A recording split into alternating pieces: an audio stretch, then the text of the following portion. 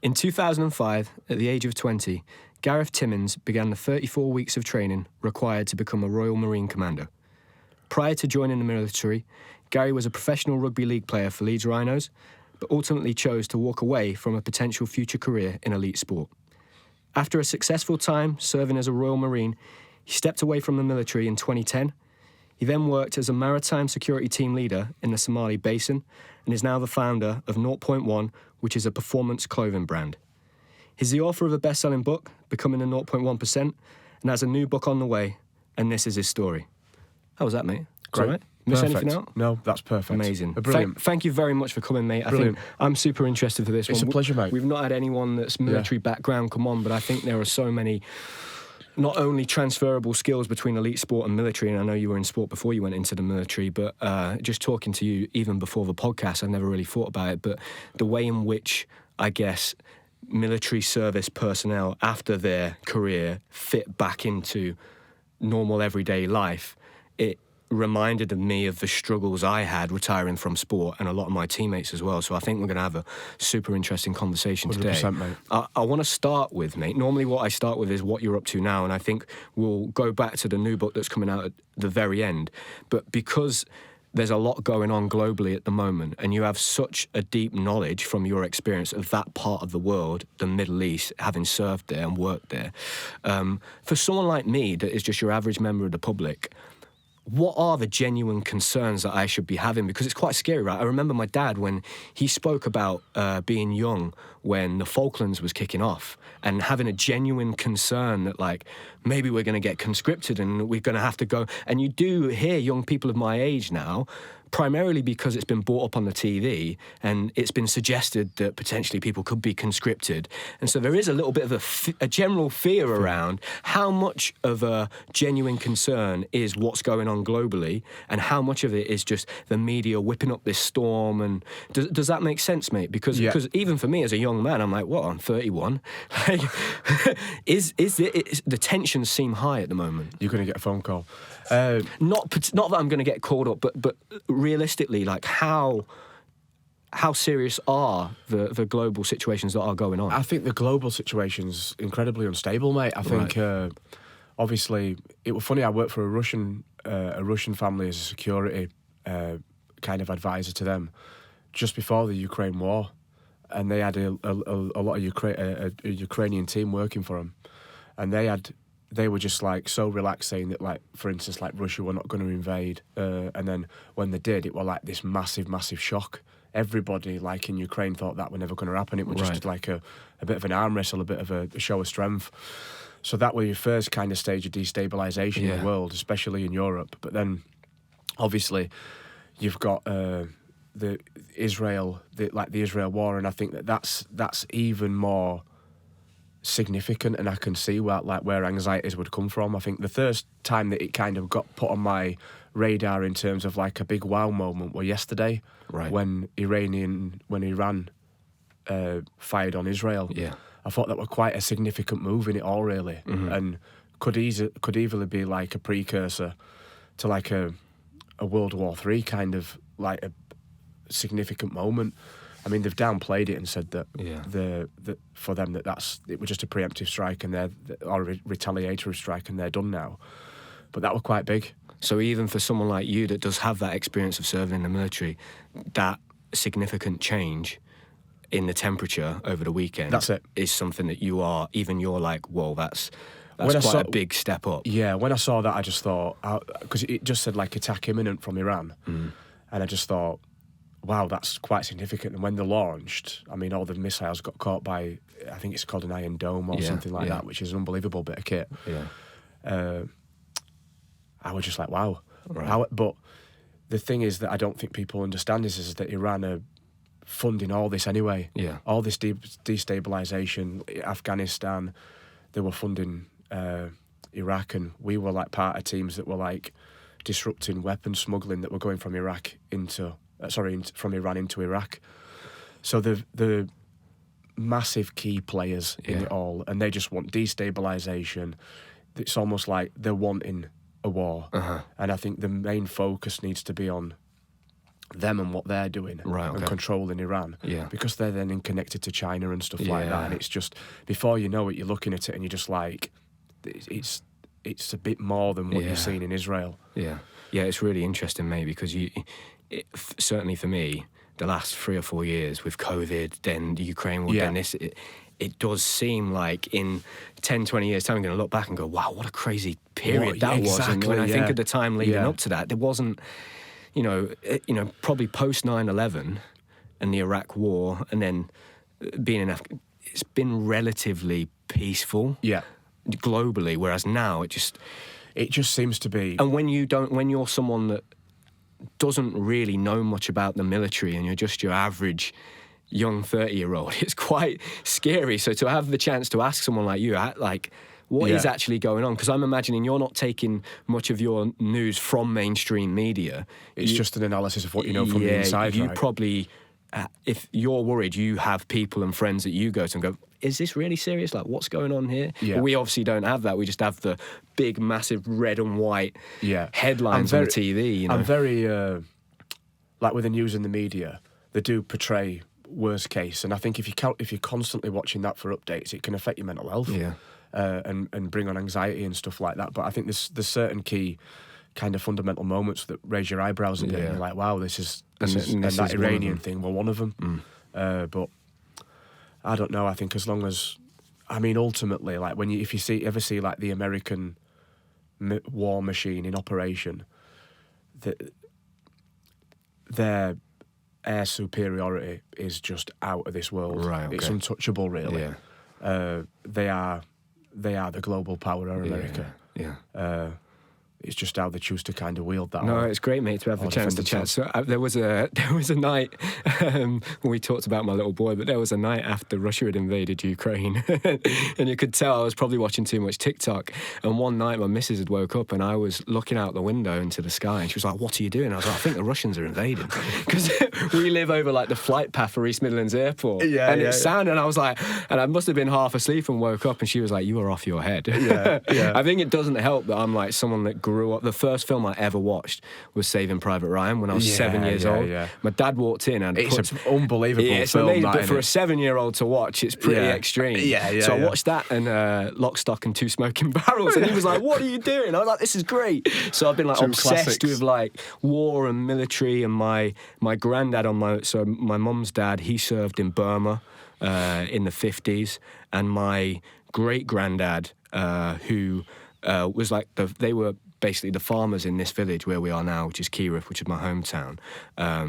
He ran away at 15 to join the army in World War I and was a stoker in the Navy. So I've always had this kind of like interest in the military. And I think, we chatted a little bit before the podcast and the similarities between training for elite level sport, and particularly in gymnastics where a lot of the training is like body weight training and it's capacity work, and then looking at the type of training you do when you're trying to get recruited for the Royal Marines or whether it's SAS who dares wins, or I've always thought, that's my type of training, like I love that. It's like, how far can I push myself?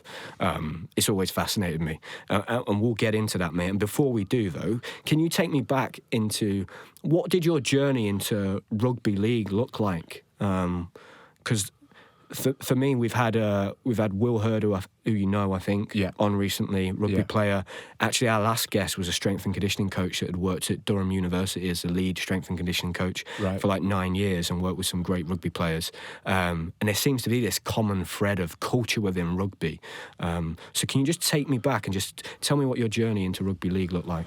Yeah, mate, I started playing when I was about 7 years old, just for like a local team in Wakefield called Stanley Rangers, an amateur. It took me quite a long time really to kind of find my feet. I love the game, but in terms of like mastering the technicalities of it and being comfortable and finding my position were quite a journey really.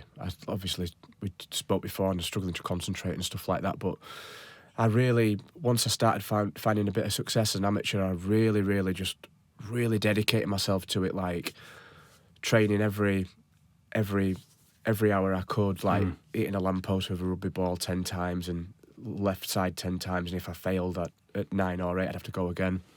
So massively dedicated. And then I played for like Wakefield District in Yorkshire.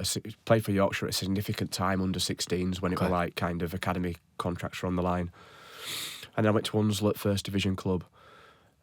Played some good rugby there. Then went to Bradford Bulls, and they said I weren't big enough. Right. And then I went to Leeds, and I were at Leeds for for about 3 years.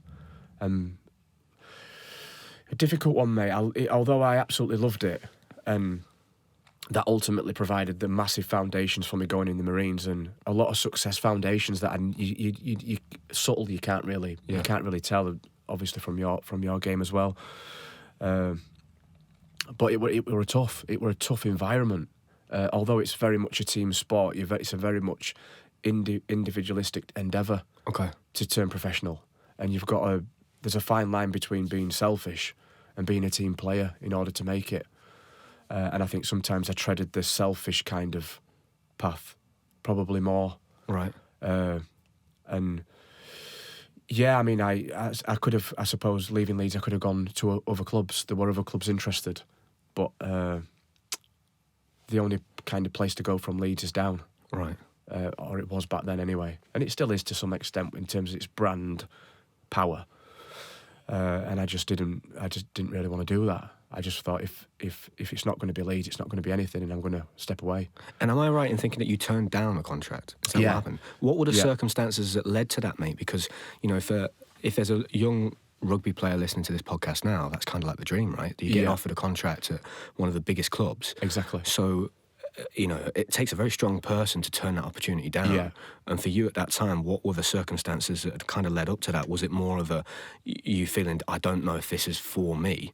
Or was it a case of you just not happy with the situation and you understanding your value and what you're bringing to the table? It were value, mate. Okay, right. It were massively underpinned by value. They'd offered me a contract from 19 until I was 23. But the money were terrible. Right. Like really, really embarrassingly terrible, to the point like when my dad said, look, me and your mum will up your money. Just sign it. And I just said, look, I'm not signing on that because I think I feel like I'm worth more than it. So we went back and said, look, I'll sign for a year. And if it's not what you want when I'm 20, I can leave, because then I'm young enough to go and establish myself at hopefully at another club. 23, you've kind of potentially missed the boat. Right, okay. As you know, in elite sport. And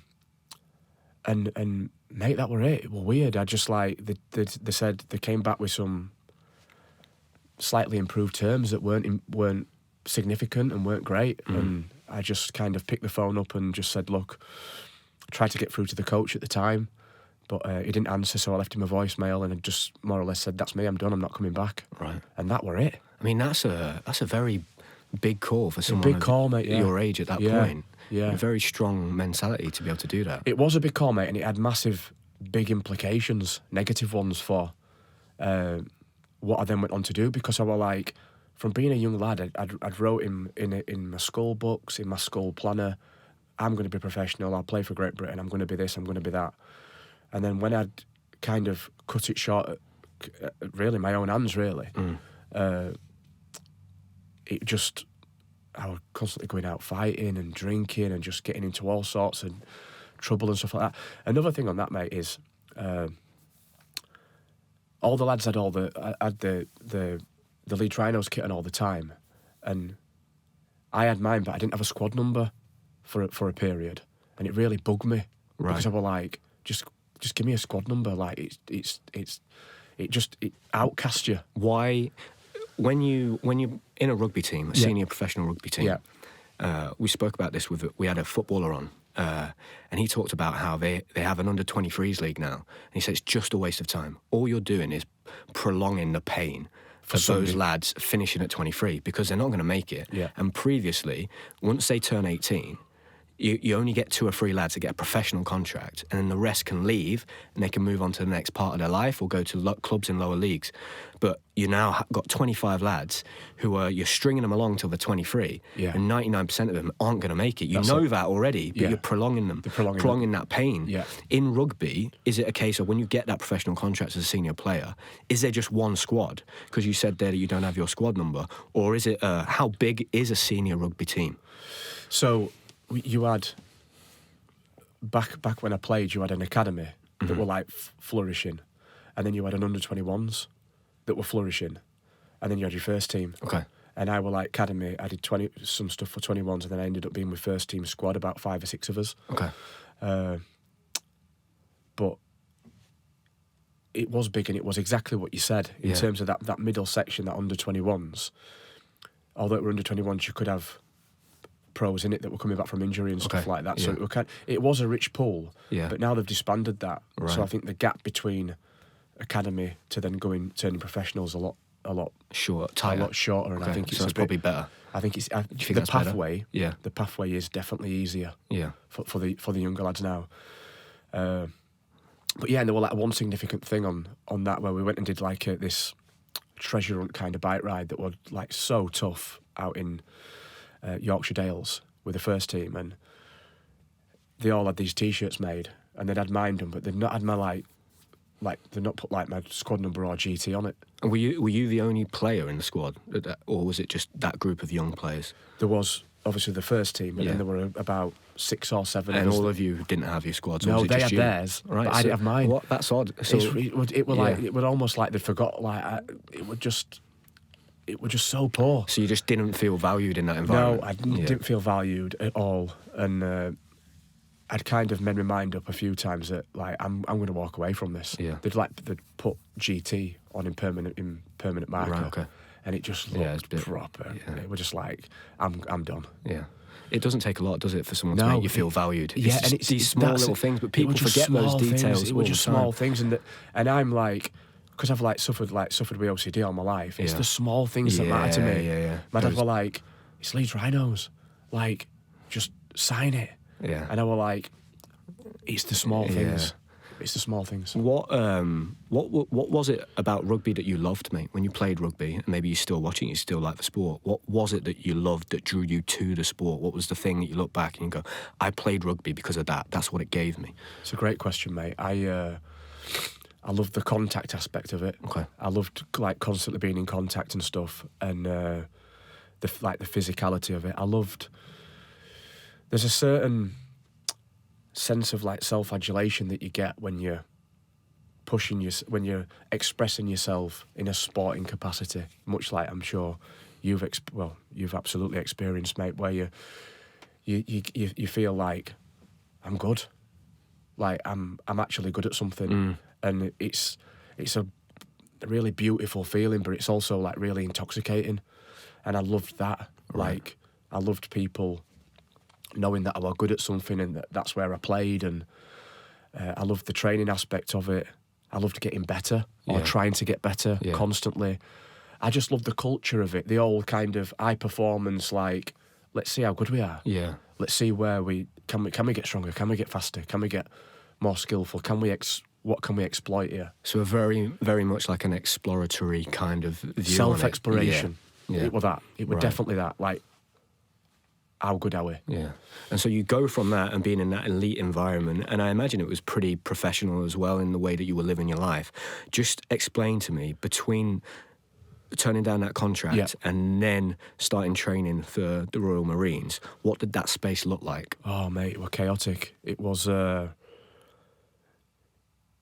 literally as soon as I put the phone down saying that's me done, it was just drinking, going out, like taking drugs, every weekend, heavy drinking, just chaos.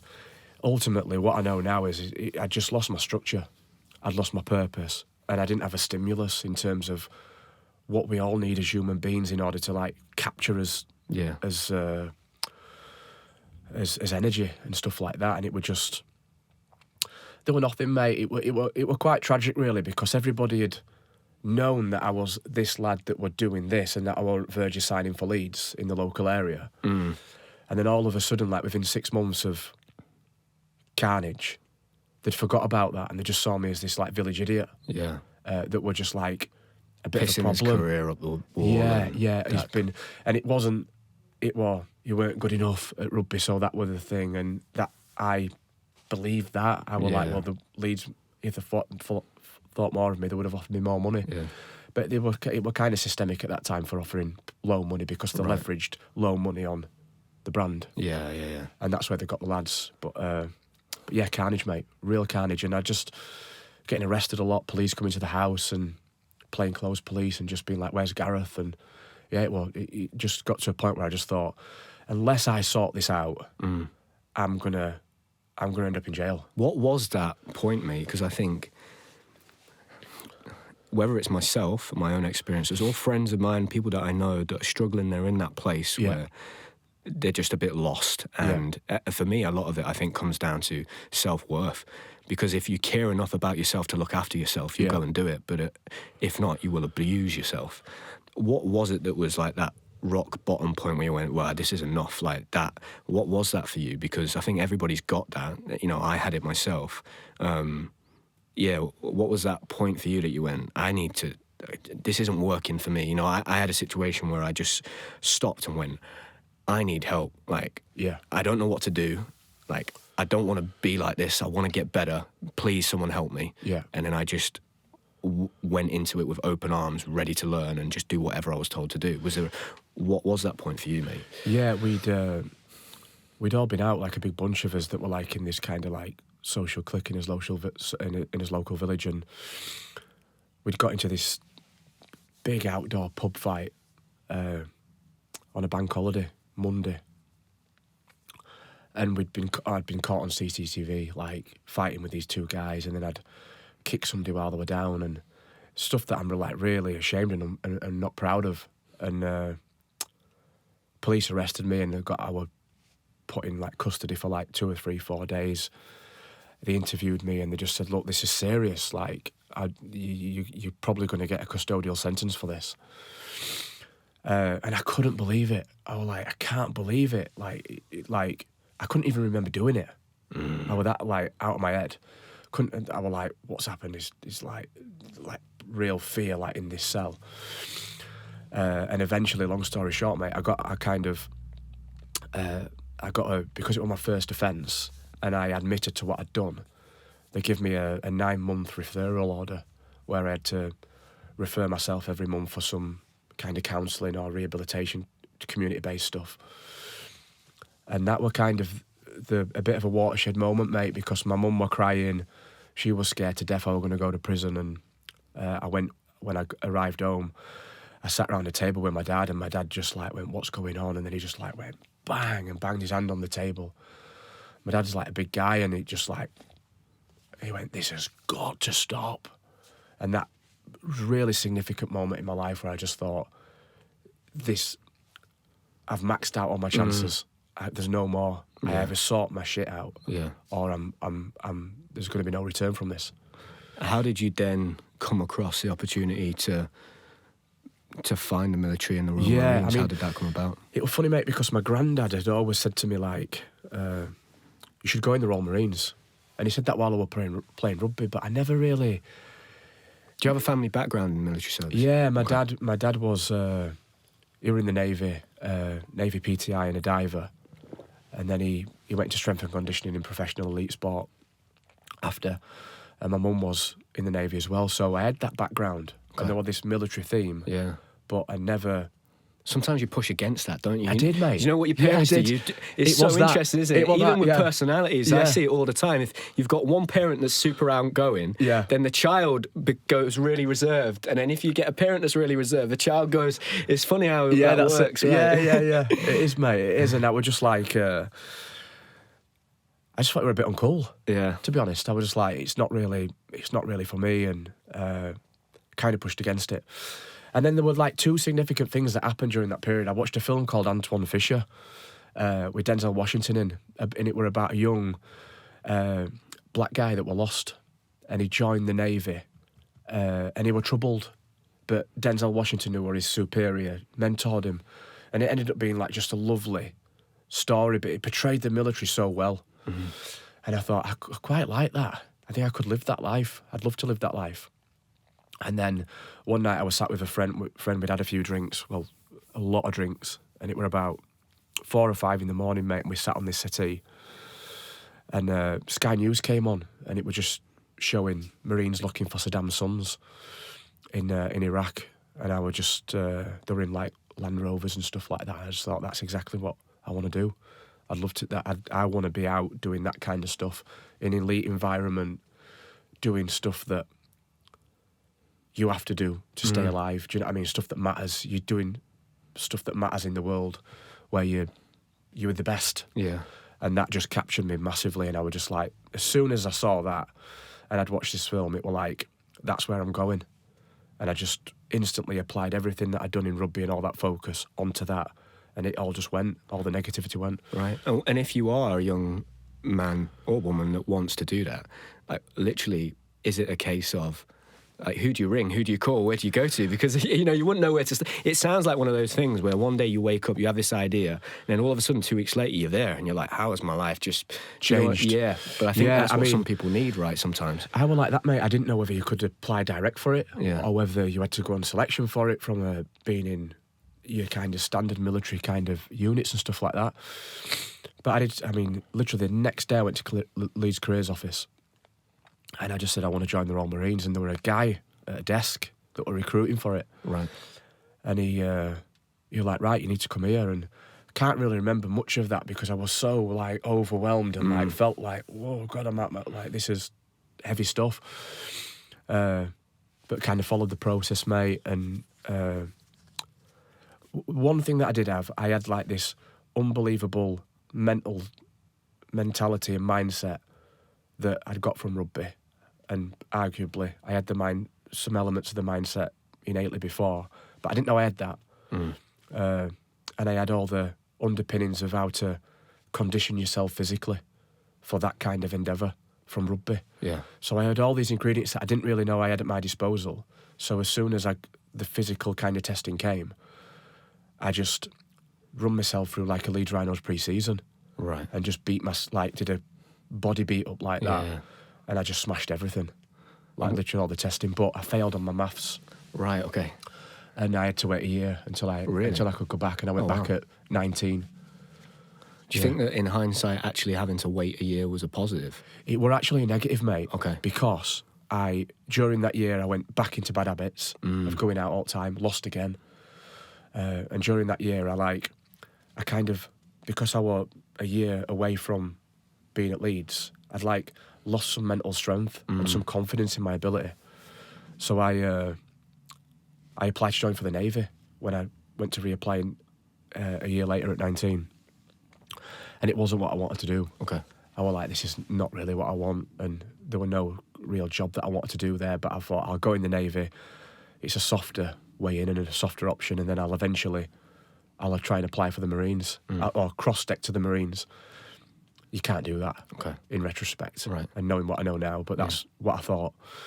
And then just one night, mate, my dad just said, what are you going to do? What are you doing with your life? Where's it going? And I said, well, I'm obviously going at Navy. He said, why aren't you going at Marines? And I went, I don't know, I'll do it later. He went, you ready? He went, you ready? Stop messing about. You ready?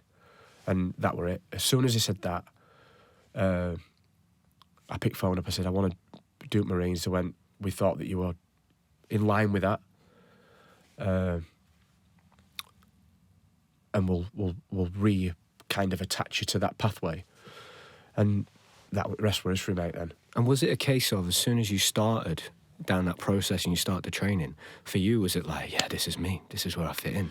Or was it still a real adjustment, because you're still a young man at this point? Yeah, it was weird, mate. I was talking about this to Chev, like assistant coach at Leeds, a couple of weeks ago. And I was saying that, like, the rugby environment, in terms of the culture and the collective expectations that you have as a bunch of, like, strong lads and are gunning for it, and you've experienced this in abundance, mate. The Marines and the Rugby League elite environments were no different from each other. So it were almost like I'd been there before. Okay. And going back into that Royal Marines one once a lot of people had left.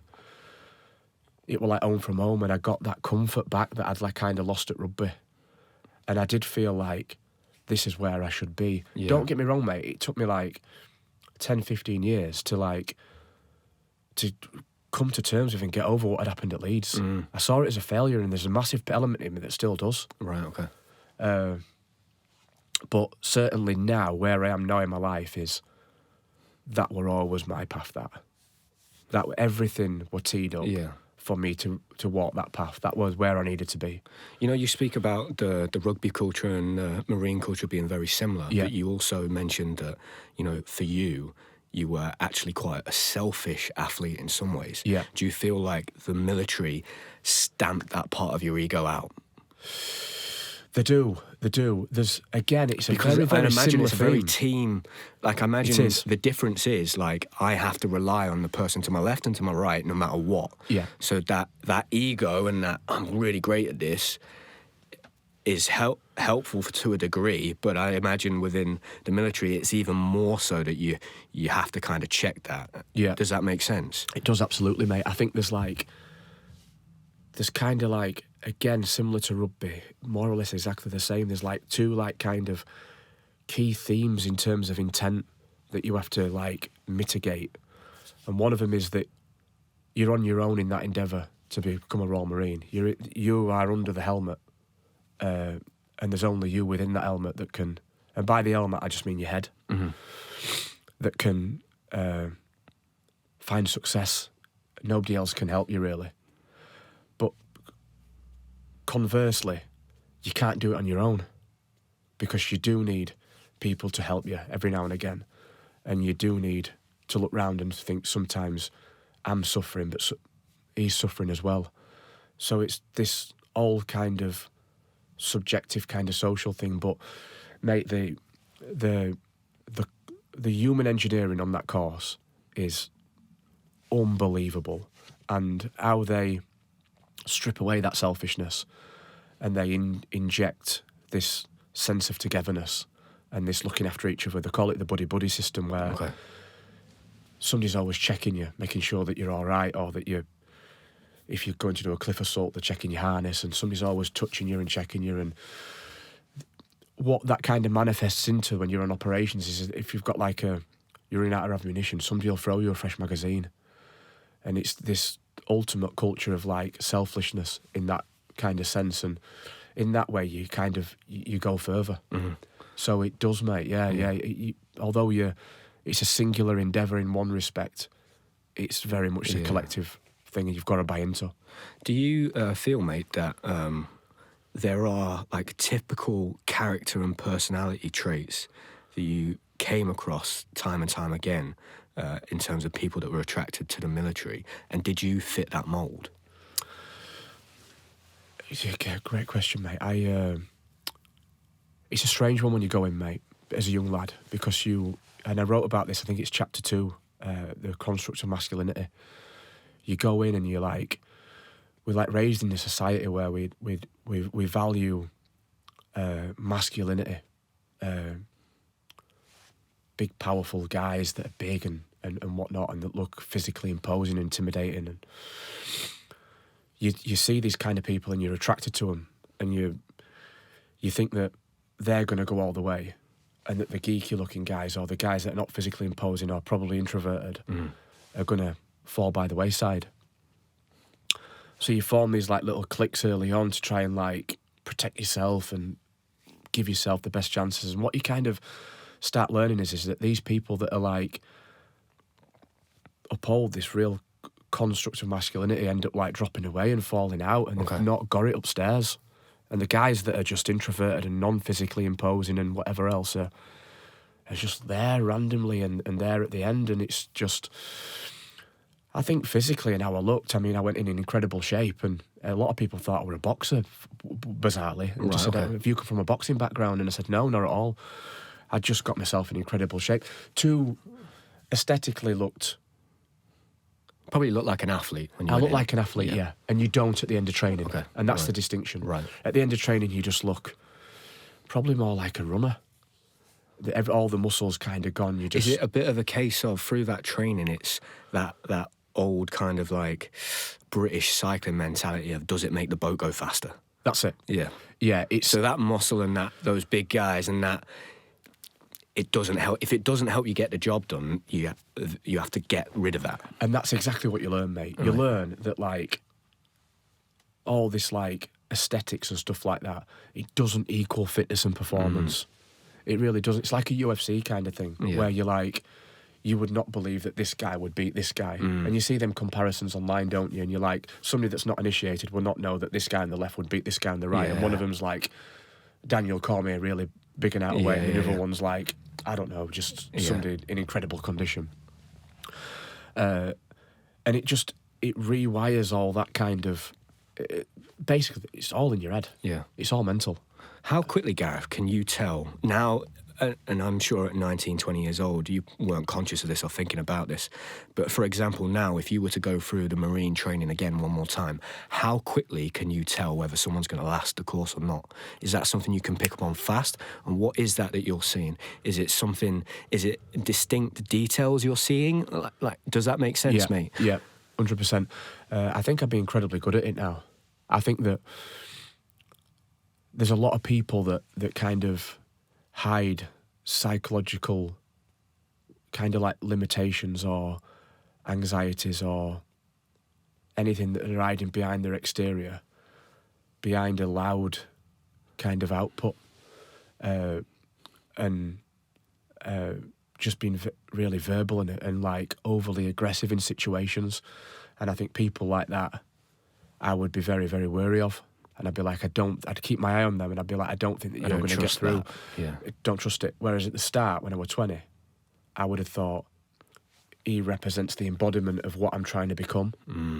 But it just... it's more that quiet confidence. It's that quiet unassuming. It's that quiet unassuming. Very sure of themselves. That humbleness. That humbleness.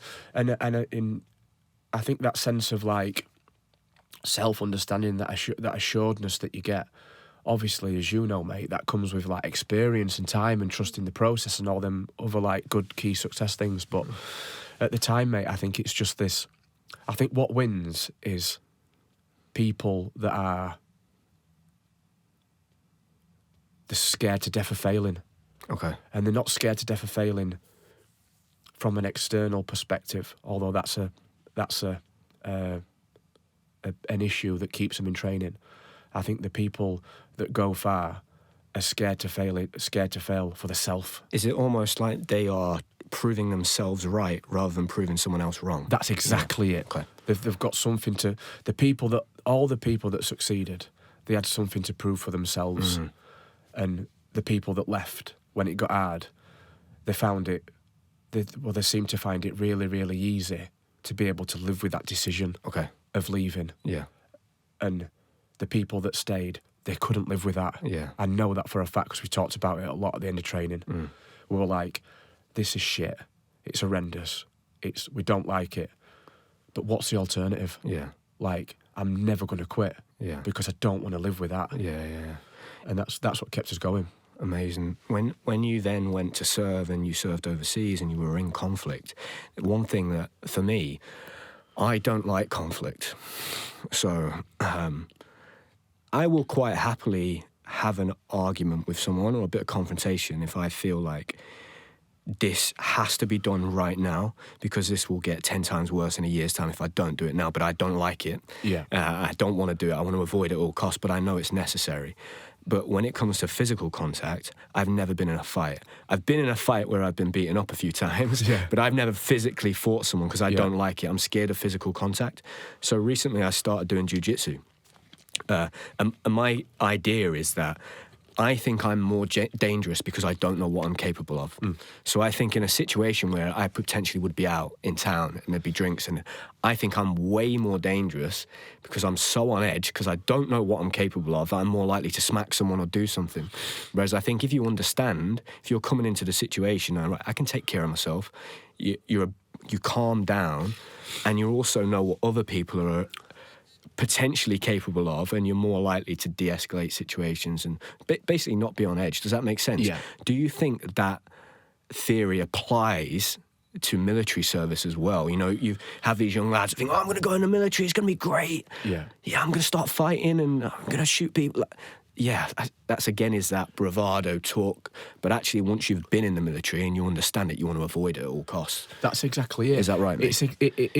It really is, mate. It really is that distinction. I think there's a really detrimental kind of taboo, really, that surrounds military people and people that do like taboo things, especially like when they're kind of life or death situations, and they just think that like you've either got a screw loose or that you absolutely love fighting. And the thing for me is, mate, is that all I kind of had a lot of fights when I was younger. I was mostly drunk, and when I am sober, I'm completely kind of averse to that. But there's a bit of a psychological kind of shift that you make, and it's based on a social expectation, really, mate. And that is that once you've got the flashes on your shoulder, your Royal Marine Commando and stuff like that, it's an expectation that you're going to go out and you're going to solve problems. And I don't necessarily think that without that expectation or that kind of nod of the head, that you would go out and do that yourself, if you know where I'm coming from. Yeah. It's not something that comes natural, and it's not like certainly in my experience and many others, it's not that we are desensitized to conflict and we're not scared of fighting. It's just that when it's an expectation of you and that's what you've got to do, it's almost like you know that there's nobody else. Yeah. And that's your role and you've got to do it. It's a bit like if you walked in here now and I was hostile, it'd probably throw you off and you'd go into flight mode. Yeah. But if you were told before you came in that it were going to be hostile and you had to go in because that was your responsibility, a bit like a policeman or whatever, you're in a different place mentally and you walk through that door as opposed to running out of it if you weren't expecting it. It's a bit of a... It's just in psychology, we call it a role schema, where you're just like, we have to perform certain roles in society. And sometimes they conflict with actually who we are underneath. But it's just this weird kind of makeup that we've got. Can you talk to us about, maybe you've got a story or a situation where you were serving and things started to kick off? In that situation, mate, we had an athlete on here that talked about competing at the Olympic Games, and he said basically all that preparation, that work I did for 20 years was so that in that moment, when I was about to put my hand up, in the most important moment in my life, I could press the autopilot button. Yeah. How much is your training and preparation in the Royal Marines? How much does it lead up to that moment where this is it, this is what I've trained for, and for you to be able to press that autopilot button? Yeah, I mean... And trust in... In trusting the process, in the process, I mean, we got attacked by... I did private security out in Somalia for 2 or 3 years in 2011, and there were 4 of us that got attacked by pirates near a place called Bab el-Mandeb near Sudan and Eritrea, just near the Gulf of Aden near Somalia. And I was the team leader on the job. I was down having like food with the captain, and the lads radioed me and said, look, you need to get up here and have a look at this. And I knew, mate, all along that there was a problem with it. I had this sixth sense, got on the ship in Malta, and after like 6 or 7 days, every day I thought we were going to get attacked. Really, really strange. And I ran up to the bridge, looked through the binoculars, and I could just tell, because I'd done a specialist role in the Marines, which were like a non-compliant boarding operator. So we boarded ships or vessels in a non-compliant sense. So I knew what hostility looked like in that respect. And they were coming in at high speed, and I immediately went into flight mode. Right. And I was like, not taking a breath. I was like, I need to phone my mum. And I never told anybody that at the time. I was like, because everybody was like looking at me, and like the captain at that point, I take charge of the ship, and they're like, what are we doing? Lads are like saying, what do you want us to do? And I was like, I don't know. And there's like all this thing going through my head, and there's more like speedboats coming in at all different angles and stuff. And I honestly thought we were going to get killed, mate. And I thought the only thing we could do would probably surrender to preserve any percentage of life that we had. But I had 2 deep breaths. Naturally, I just thought, I've got to, I just went, 2, and then I just kind of flipped from flight to fight mode. And I could just think with just absolute clarity, and I just thought, we've just got to go in with max aggression here and just fight. And just be really clinical in what we're doing. And that's what we did, mate. And as soon as I'd kind of arrived there mentally, it was just like what your previous guest had said, mate. It was like, I've never felt as attuned into my environment ever. Like a droplet of sweat dropped off my nose. And I could almost like feel it in a weird way, and it like landed on the steel structure, and you could see it like splash up. It was just mental. My hearing were just absolutely on point, and it just flowed without thinking. That flow state that athletes talk about when they're in the zone. It just flowed. I didn't have to think about any significant decision that potentially had bias in it, and that could cause me to dwell on anything and dwell on decisions. It just massively flowed. And at one point, I sent one of the lads up to the monkey deck near the flagpole so he could get a 360-degree angle of the attack. And as soon as we did that, and he had a radio and he was radioing down to me, we got like a 360-degree representation of what were happening. And I think it's like anything in sport with communication. When you lose it, regardless of where you are, you become disorientated very, very quickly. And that's what we had. But as soon as we did that, I just knew we'd won. It was very, very strange, but it will flow. It will just complete flow. And that's what we're looking at now at Surrey Uni, is how we can engage in atmospherics to remove top-down processing bias and just work on bottom-up bias, which is your information coming into your sensors, because ultimately that's in your top-down processing memory is what comes down, and it conflicts. Yeah, it's like telling you that, well, this could happen, that could happen, rather than your bottom-up's just like, this is happening, this is coming in, react. And that's where we were. What environment was more dangerous for you, mate? Was it that environment where you were working in like private security over there around Somalia, or when you were in the Royal Marines? Because I imagine they're 2 quite different environments, right? Like one is very professional, and one is where you're almost kind of on your own a little bit more. It's like the Wild West, yeah. It's both in different avenues, in different things. I mean, the Marines is like you're going out and you're, in a sense, the hunter. You're going out under specific mandate to do specific jobs that are planned with intent, focused intent. Whereas private security is you're kind of waiting to get attacked, and that's constant where it's like. So the mental drain from that is massive, and one of the blankets that you've got in the Marines is this. Oh, you've got all these assets that if it goes wrong, you've got like air support. And various other things that you can call on, right? But like like I did like bodyguarding out in Afghanistan for 18 months, and you're on your own. You're on your own. If it goes like tits up, you're on your own, and you know that. But that's weirdly one of the draws to it, because it's like this adventure in this living on the absolute fringe of adventure, really. You're almost challenging yourself again with. You're challenging your. You're taking some of the. Not that there is stabilisers away. And that's exactly it. Yeah. It's a bit like I suppose you could say it's like that free solo kind of thing, where you're climbing a mountain and you've not got your ropes. That's do you know a great what I mean? analogy, mate. Yeah, it's a bit like that. There's military bases about in Afghanistan, but if you were to run at them for help with an AK-47, because it's a private security weapon, they would see that as a combat indicator, the Americans, and probably shoot you straight away. Wow. Without a shadow of a doubt. So you're aware of that. When you were there in Afghanistan, who are you bodyguarding? Yeah, so we were on a Department of Defence contract, a US Department of Defence contract, and we were basically looking after a private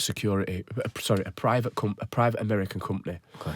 Private American company that were taking ex-military signallers, US, and bring them into Afghanistan to train the Afghan military officers how to use radio communications. Right. To communicate in a complex environment on the battlefield. Okay. And a lot of this were classroom led. Kabul, Helmand, Okay. Kandahar, and Herat, and all places like that, all over. And obviously the Taliban just didn't want that to happen, for them to gain an understanding in how to Effectively communicate on a battlefield. Yeah. I mean, their appetite for learning and stuff like that is another story. But they, so we were protecting them. So we would take them from camps to classrooms in and around Afghanistan to do the teaching, and then we'd take them back. But it was just an unbelievable time there. That really. You know, you obviously served there in Afghanistan for those 18 months and you spent time in that area. How did you feel about the withdrawal? Yeah, unbelievable, mate. Unbelievable. Just can't believe it, really. Do you know what I mean? We spent some time there. We had 2 interpreters with us at the time.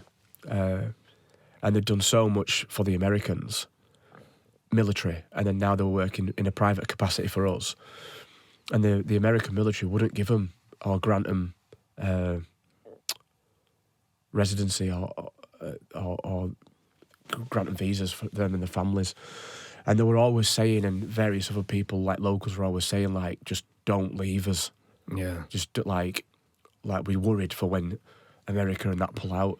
And I left in 2014, and that's when the coalition operations had stopped, but they were still at a presence. But because they were stopping, Taliban were picking up kinetic attacks and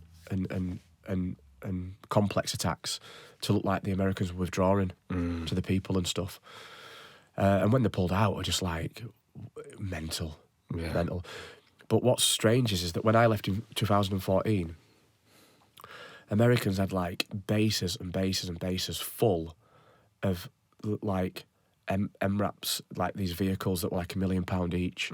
All this brand new kit, still wrapped up, weapons in big cases, all brand new, and they were bringing it into country.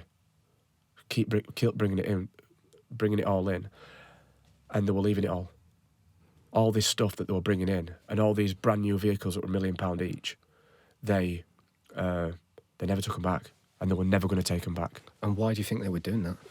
I think they were going to eventually, in this idealistic kind of crazy understanding, thought that they'd get the Afghan National Army to a level that they could intercept all this. Right. And it was just very naive. It was just it was never going to happen in a million years. Yeah. But I mean, the amount of waste and I mean, basically what they've done in pulling out is they've just funded the Taliban with all this kit. Yeah. So they've got like, I mean, arguably a lot of them don't know how to effectively use this stuff. But they'll figure it out, right? If they're I mean, how this thing works in Afghan is that somebody will be going back in 15, 20 years. It's just a never-ending conflict, right? No, and then we'll be fighting against our own weaponry. Yeah. And that's what happened when we first went in 2000 and I can't remember when it was, 2006, 7, or shortly before. We went in. SBS and SAS were going in to start off with and buying SAM surface-to-air missiles off the Taliban. Wow. For cash. Yeah. Before we went in. Yeah, it's just unbelievable. And that's what we'd give them to fight the Mujahideen. Yeah. And then before that, the Russians were there, so they had loads of Russians. the Russians. Yeah. That's what we'd give the Mujahideen to fight the Russians. Yeah. And then we were going back and buying it off them. Yeah. Before we go in and attack What's them. that like for you as someone that served in the military? Like when you see that and you put all that work and that effort in, and is it difficult at times to be like, what are we doing this for? It was a thing, mate. Yeah. I mean, Iraq for me was one of them, that moment where I was just like, this is just what we're doing. It's just pointless. I mean, you've just got like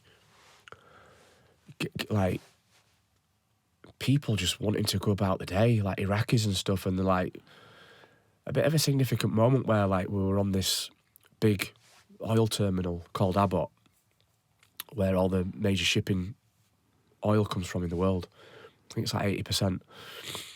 And there were two guys just like the old hands, you know, like casually holding hands, just like two guys just like walking and stuff and just chilling. And I just thought, nobody knows what's going on here. Do you know what I mean? It's just like, it's just a massive mess.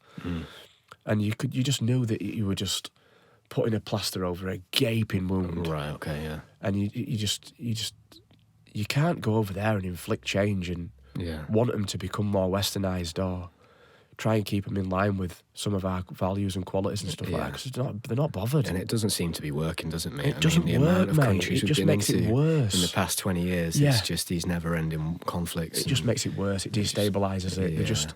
They're not ready for it, and they don't really want it. So as soon as I came back from Iraq, from my military career, then we're more or less done. I thought, I'm done with this.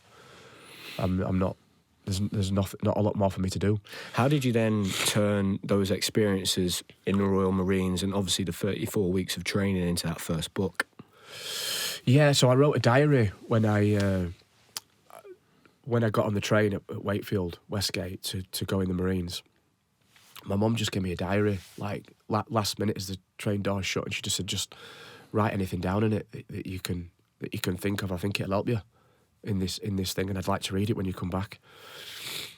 And I just thought, like, mental, bizarre gift. Like, as we spoke before, like ADHD potentially at school. I couldn't read until I was like fluently 10 years old, something like that. Like, did really poorly at school, got no GCSEs. I just thought, what a bizarre gift. But that singular thing just changed my life. Right. And I didn't really know it at the time. But on the train on the way down, I just wrote in that I feel like incredibly nervous. And I'd like to get off at the next stop. Right. A bit like being on a roller coaster when you're strapped in. Yeah. But I'm also really, really excited about this and wanting to get on with it. And again, like having OCD from writing in it, I felt like compelled, this urge to write in it every day. And once I'd got like 2 or 3, 4 weeks, it were like, you can't just stop because this is quality. Yeah. And what could it be if you had another month or all of it? And I just stuck to it, mate. And I wrote this diary out in training from leaving my house to get it to the end. And then went to uni, did forensic psychology when I left the Marines and did that for like 6 years. And that unknowingly armed me then to break down the diary psychologically and pull out key themes that the reader could use to develop a certain way of thinking or understand themselves better in terms of their own psychology. And that's how it all like kind of came to be, just an unbelievable coming together of like significant kind of moments. Yeah. Amazing, mate. And you've bought me one of those books so I can read that, which I'm looking forward to do. And I know that you've got a new book that is very close to coming out, am I right? That's right, mate, yeah. Just tell me a little bit. I came across something online that fascinated me.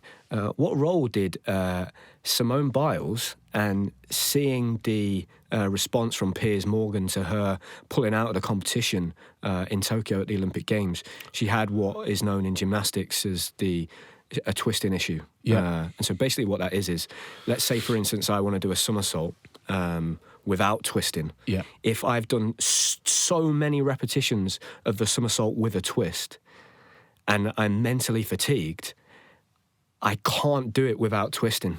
And that becomes a real big problem. So that's what she had at the time. So she had a problem. She didn't want to do the amount of twists she was doing, but it was like a mental loop she was stuck in. And she couldn't get out of that. Does that make sense? But now you've said that, I understand it a lot more. Does that make sense? Yeah. I actually... I knew it was anxiety based around the twisters. The twisters or something. It's called, I think the Americans call it that. It sounds quite Americanified. I don't know, twisters. We just call it like a twisting problem, or we joke and call it the twisting virus. I had it myself. So when I would let go of the high bar, I would want to do 2 somersaults without twisting. But I had done so many repetitions. It was drilled. As a young kid, particularly when I was mentally fatigued, that at a certain point in time, I've had a situation where I've gone, I don't know if I can do it without twisting now. And so I would always twist and drop my shoulder. It's like a stress response to the fear of not being able to do it. That can become a real serious problem when you're doing very difficult gymnastics and you're in the air and you need to know where you are. And that's essentially what happened with her. And what I did when I started coaching initially, I had a group of little girls that were petrified of doing a backflip on the beam. Right. And I realised, I developed a theory that they had too much thinking time between doing the skill and then trying to execute it, where what would creep in would be, I think I'm going to fall. What if I hurt myself? That's and like so on the pirate attack, the top-down bias. Exactly the same thing. So the way I broke it down was, right, tell me what you need to do in terms of a technique and physically with your body to do a good backflip on the beam. And so this little girl will say, well, I need to push off my legs, I need to drive my arms, I need to see the beam, and then I need to stand up. I say, okay, great. So let's stand on the floor, visualize the skill in your head, and at the right time as you're seeing yourself do the move, say those cues in your head. Yeah. And she'd say it again and again. And I go, great, now we're going to do it on the floor and I'm going to help you. I'll support you, but say it in your head. And first we said it out loud. So she would say, push, arms, eyes, land. And I'm training her to not have that free time, for the fear to creep in. And so we'd practice that again and again and again. And eventually I'd get her onto the beam. And instead of her standing on the beam and going, I don't want to do this, I'm going to fall off, what if I hurt myself? She would go, I just need to push with my legs, drive my hands, see the beam and stand. That's it. And it seemed to work. That's brilliant. And so I kind of said, well, if I'm going to get her to do this, I need to try it myself. So there was a move that I was petrified of on the high bar where I would basically have to, a giant is where you go round the bar. I would do giants and I'd have to let go, do a somersault, do a full twist and catch the bar again. And the bar's made of steel and it's 3 meters in the air, so you catch it with your teeth, you lose your teeth. So it's scary. It's a very technical move. Scary stuff in and it gave me a gymnastics. lot of anxiety in my career. And me and Sam filmed a series where I tried to relearn it with this strategy in my head and it seemed to work. Right. And I caught the skill, which was great. Wow. So it's interesting listening to you talk about that kind of today. But yeah, what role did that Simone Biles and seeing that play out impact some of the work that you're doing now? Yeah, it was crazy. It was like it ignited the premise for book 2, mate. Okay. Did that. Wow. It was around the time when that happened. I didn't really know who Simone Biles was, like naively. I kind of did in terms of, I know that she was this successful athlete, but I didn't really know what she was all about and stuff. And I was just in the back of a taxi, mate, outside One-Eyed Park, and this article came out and it was like blowing up and Piers Morgan were like going off on her and they were getting so much kind of following and stuff, but also a lot of negative stuff. And I was like, what's all this about? And then I looked and it was like, he was saying that she was mentally weak and that how can she, when she's a successful athlete and she's won all these titles, suddenly say that she's got this? It doesn't make sense to him. And that she's scared of losing, and that she's a disgrace to America and to her team and to all the followers. She's a poor role model. And I thought, if he thinks that about mindset, that it's fixed once you've got it, and that your prescription of thinking and that your everything that you're about or what you've done to win other titles is just there once you've got it. If he thinks that, and all these other millions of people that have commented on this post saying, yeah, fair play, and then I need to write about it. I need to do. I need to explore the fragility of mindset, because I know from like some of the stuff that I've done, like in elite environments and stuff, and from who I've talked to, mindset's anything but rigid. It's fluid. It's fragile. It's susceptible, and like we've discussed before, I know there's a lot of really successful people that struggle with mental health, and that underpins the success. So I thought, I want to write about this. So I contacted my agent and I said, what do you think about this idea? And I just wrote the basic model that I thought that you hit being successful in terms of goal acquisition or your career or having a particular prescription of thinking. And I wrote it in the back of a diary, in this taxi driver's diary. I took a picture of it, sent it to him, and he said, right, can you just elaborate on this in terms of like a model, a book proposal? And that's what we did for about a year, back and forth. That didn't work. I like this, and putting more meat on it, and then sent it away, mate. And publishers were interested. They went, we think this model's great and it's in keeping with where we think that things are at the minute, and steps away from this like get up and just get out on a run and stop complaining, and because that's not attainable. And that's what we did, mate. And like 3 years on now, it's coming out in July, and it's been a unbelievably complex project, because there were times like when I knew that the construct of resilience, the resilience paradox, were a step in it that I felt like I needed to address in terms of a chapter. But it's all right having that chapter heading, but then you're like, what is resilience? Yeah. And how do you break it down, and how do you make it digestible to the reader, and how do you bring out learning points? So it were just times where I'm just like sat just thinking like, that's what I want to talk about, but I don't even know what it is. Yeah. Yeah. Yeah. I need to explore it in my own mind and reflect on it, and how does it feel to me? And so it was incredibly complex, but I think we've pulled it off. That's amazing, mate. It's challenging. I'm writing a book at the moment about my life, but it's the one thing in my week that gets put to the side when everything else. Yeah. And so it's tough. Once I get into it and I read the last few paragraphs and I sit down, I go, this is great. This is going to be great. But it's so hard. I find it hard, and I think I need that creative space sometimes as well for my brain to. Which is tough now. I'm a dad and I'm just tired all the time. You're up against it, mate. Yeah, I'm up against it. But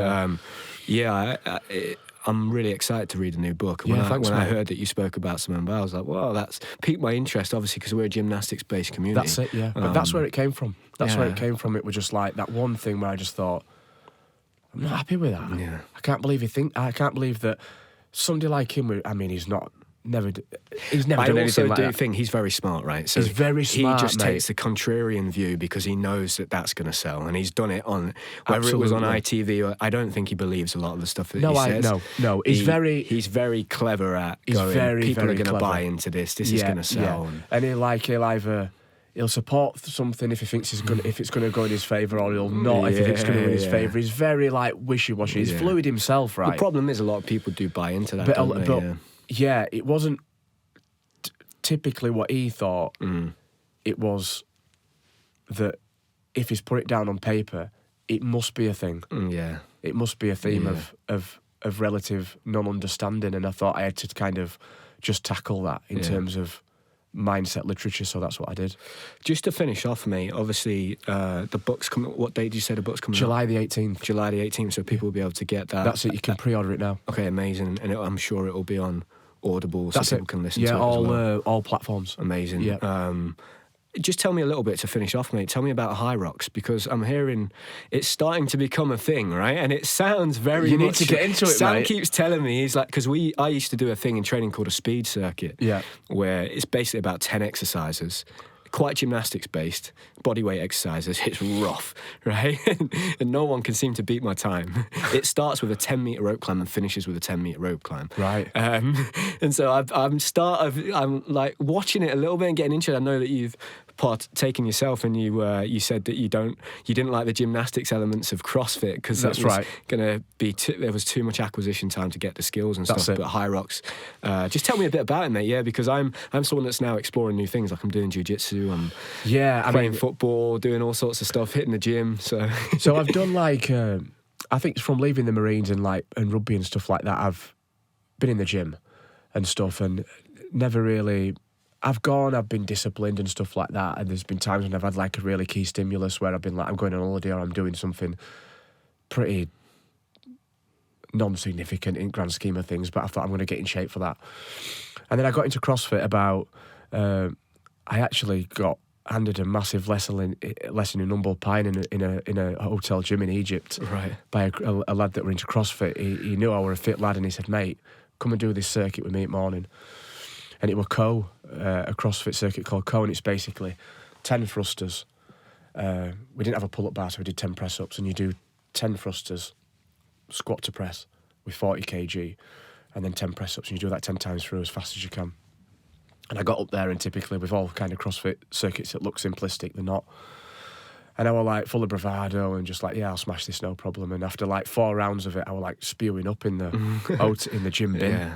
And like really feeling sorry for myself, and I thought, I don't like that. I don't like that. That's just caught me out. Yeah. So I got really into CrossFit, and I was like training CrossFit for like 4 years and stuff. Competed a few times, but not a lot. Never enjoyed it competing at CrossFit. because I'm not good at certain things. Yeah. I don't like that, but Yeah. that's just how it is. Yeah. The gymnastics I struggle with, and I don't know. I feel like I've done like probably arrogantly to some extent, and again, I don't like that. But I just feel like there's certain things that I've done that I'm happy with in my life, and I don't feel like mastering gymnastics is going to make me happier. Yeah. So I just I'm all right with that. But then IROX came about, and I was just like, this looks interesting. I love the running aspect of it because I naturally like all right running. And IROX is kind of underpinned by, I suppose, one's propensity to run.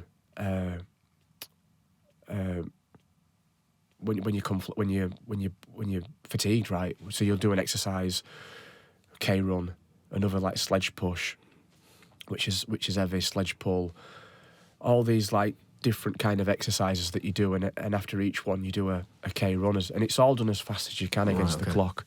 And I think the gold standard that you would arguably want to get at is around an hour to do it. And some people do sub hours and stuff, and they're like elite athletes and stuff. And I did it, mate, and I did IROX Birmingham, Right.